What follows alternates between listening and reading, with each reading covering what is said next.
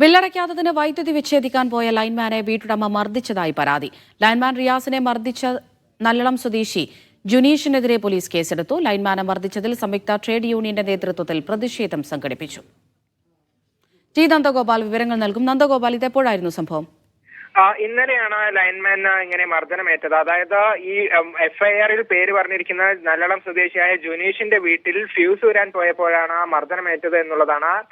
അതിന്റെ തലേ ദിവസം ഈ ഫ്യൂസ് ഊരാൻ വരും, ബില്ല് അടച്ചിട്ടില്ല എന്നുള്ള കാര്യം ഇവർ ജുനീഷിന്റെ വീട്ടിൽ പോയി അറിയിച്ചിരുന്നു. അങ്ങനെ വീണ്ടും ബില്ല് അടയ്ക്കാത്തതിനെ തുടർന്നാണ് ഇന്നലെ ഈ വീട്ടിലെത്തിയ ഫീസ് ഊരിയത്. തുടർന്ന് മീറ്ററിന്റെ ചിത്രം ഫോണിൽ പകർത്തുമ്പോഴാണ് ജുനീഷ് വന്ന് തന്നെ അകാരണമായി മർദ്ദിച്ചത് എന്നുള്ളത് ലൈൻമാനായ റിയാസ് പറയുന്നത്. സംഭവത്തിൽ ഏതായാലും നല്ലളം പോലീസ് കേസ് എടുത്തിട്ടുണ്ട്, എഫ്ഐആർ ഇടുകയും ചെയ്തിട്ടുണ്ട്. അതേസമയം ഈ ലൈൻമാനെ മർദ്ദിച്ചതിൽ പ്രതിഷേധിച്ച സംയുക്ത ട്രേഡ് യൂണിയന്റെ നേതൃത്വത്തിൽ നല്ലളം ഭാഗത്ത് ഇന്ന് പ്രതിഷേധവും നടന്നിട്ടുണ്ടായിരുന്നു.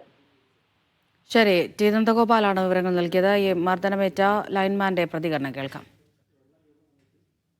എന്നോട് പറഞ്ഞതെന്ന് വെച്ചാൽ നിങ്ങൾ വീട്ടിൽ നിങ്ങൾ കട്ട് ചെയ്യാൻ വേണ്ടി വന്നു കഴിഞ്ഞാൽ ആ കാലമായിട്ട് നിങ്ങൾ തിരിച്ചു പോകില്ല എന്ന് പറഞ്ഞു. അപ്പോൾ നമ്മൾ സ്വാഭാവികമായിട്ട് നമ്മുടെ KCB അസിസ്റ്റന്റ് എഞ്ചിനീയറെ നമ്മൾ വിവരം അറിയിച്ചു. സാർ ഇങ്ങനെയാണ് ഒരു കൺസ്യൂമർ പറഞ്ഞത്, എന്താ ചെയ്യേണ്ടത്? സർവറിന് ഡിസ്കണക്ട് ചെയ്യണം, നിങ്ങൾ ഒറ്റയ്ക്ക് പോകണ്ട, രണ്ടുപേരുടെ കൂട്ടി നിങ്ങൾ പോയിക്കൊന്നാണ്. എന്തെങ്കിലും ഭീഷണി ഉണ്ടെങ്കിൽ ഓൺലൈൻ പ്രകാരം ഇപ്പോൾ പണം അടയ്ക്കാമല്ലോ. പക്ഷെ അദ്ദേഹം അതിനും തയ്യാറായില്ല.